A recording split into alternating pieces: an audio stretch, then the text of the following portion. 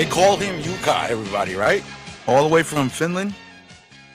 All the way from Finland. Toon Jukka, right? Yep. Is your YouTube channel? Awesome. So there are people who know their stuff. There are people who have hobbies and are writers and creators and stuff like that.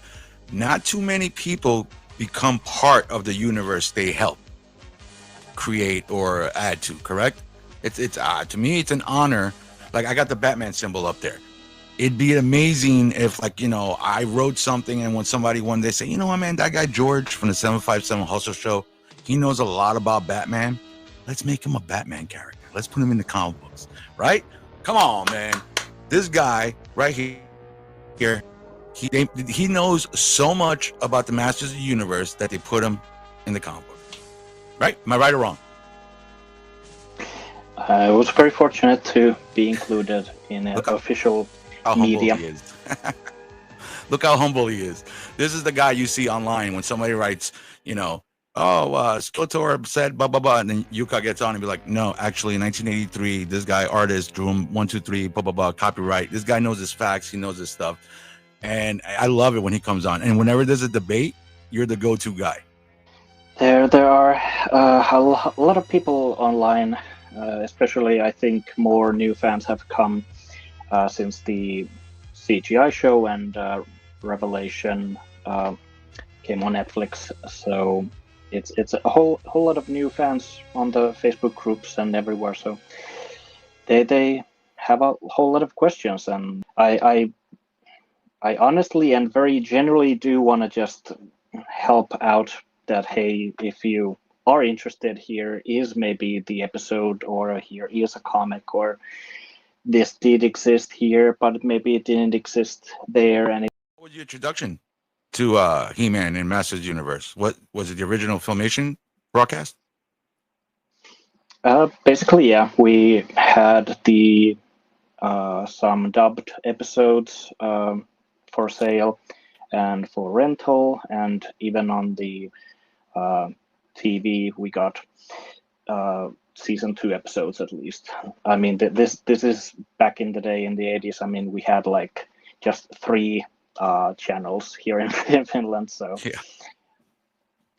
If you didn't have maybe some cable set up, Sky Channel was something where the He-Man episodes and later also She-Ra episodes did air, but on our actual terrestrial channel, whatever the term is, that they came, and I had some recordings of them. They were in English and with Finnish subtitles, and it was fascinating to, as a very young kid, like 4 years old, that I remember just watching the Filmation cartoon and having the toys. And for me, the Filmation stories helped shape most of the like world of Eternia, and it's if everyone joins the fandom at a different time of their childhood or even teenager or even as adults, so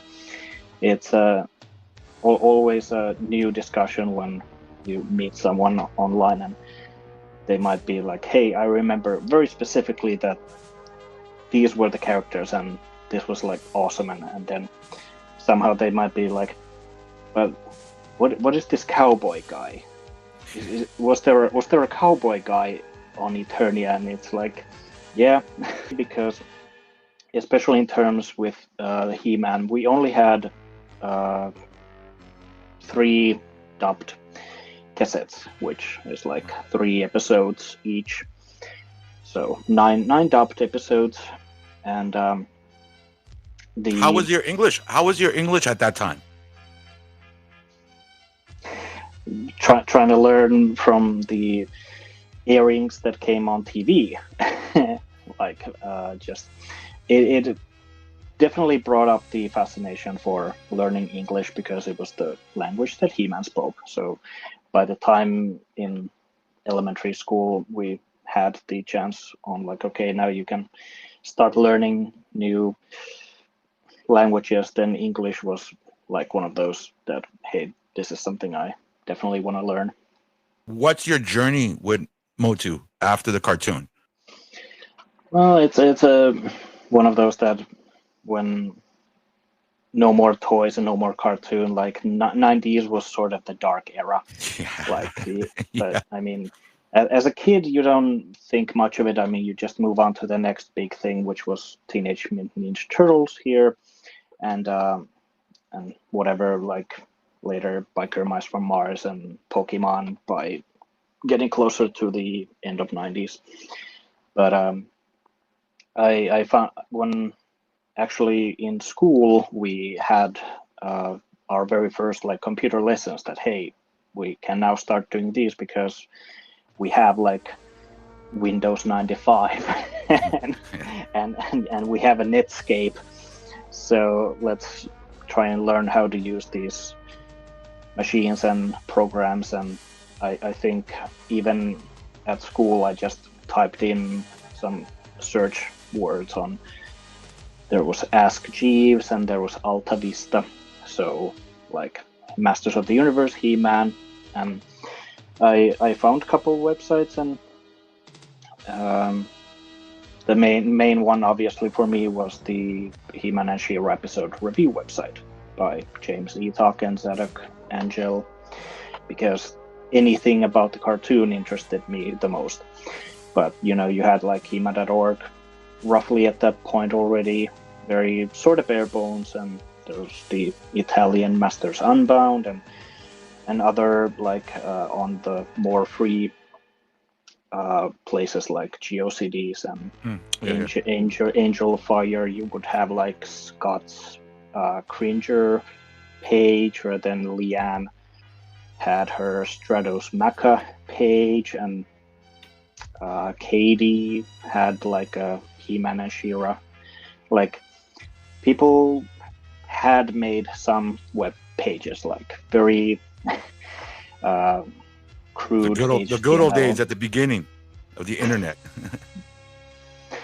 So it brought the feeling that hey, there are other people that actually remember these, and they don't look at it funny. They don't make fun of it. So, and then later, of course, after I had spent a whole lot of time on just the HTML pages, I discovered that what are these discussion boards? Because to me that was completely new thing at the time. And after I discovered those, that's when I even more started to okay, now I can get more easily information from people because they are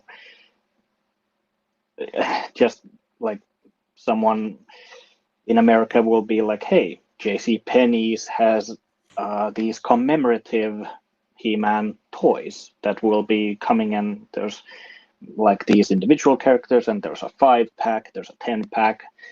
So I started getting like just in a habit of being a teenager in school. So after school, a whole lot of time just hanging on online and trying to soak up as much information about the comics, mini comics and books, and if there was, and then everything that was actually starting to come out at the time, that it was like, hey, it's not completely dead. There's toys coming out and they're being made. There's still a pulse.